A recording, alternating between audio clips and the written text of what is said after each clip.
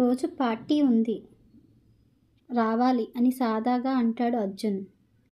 అమృత ఆశ్చర్యంగా చూసింది. పార్టీకి నాకు డ్రెస్ లేదు. అర్జున్ తలూపాడు. డ్రెస్, జ్యువెలరీ ఏం లేవంటే కొనుక్కుందాం. ఈరోజు అమృత కొత్త డ్రెస్ వేసుకుంది. పార్టీ ఫ్రాక్లో ఆమె చాలా అందంగా ఉంది. అర్జున్ ఒక్క క్షణం ఆగి ఆమెను చూశాడు. అతనికి నమ్మకం కలగలేదు. అమృత చాలా అందంగా ఉంది. అది ఒక పెద్ద హోటల్. పొలిటికల్ లీడర్స్, ధనవంతులు, విఐపీలు అందరూ ఉన్నారు అక్కడ. అర్జున్ గర్వంగా అమృతాని తన భార్యని లోపలికి తీసుకువెళ్ళాడు. ఈమె నా భార్య అమృత అని ఒక్కొక్కరికి పరిచయం చేస్తూ వెళ్ళాడు. అంతలో ఒక వ్యక్తి దగ్గర ఆగాడు. ఆయన ఒక మాజీ మంత్రి.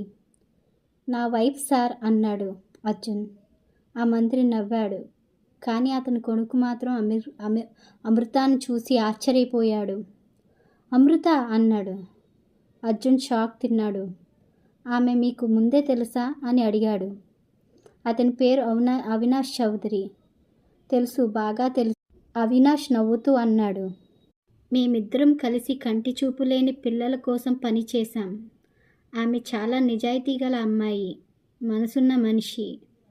అర్జున్ మనసు కాస్త ఎర్రబడింది.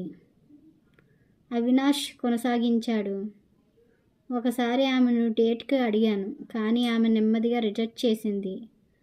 అమృత తల వంచుకుంది. నిజం చెప్పాలంటే అవినాష్ అర్జున్ వైపు చూసి అన్నాడు. నీలాంటి వాడికి ఇలాంటి భార్య దొరకటం అదృష్టం. నువ్వు చాలా లక్కీ. అర్జున్ బయటికి నవ్వాడు. లోపల మాత్రం అతని ఇగో మండిపోయింది.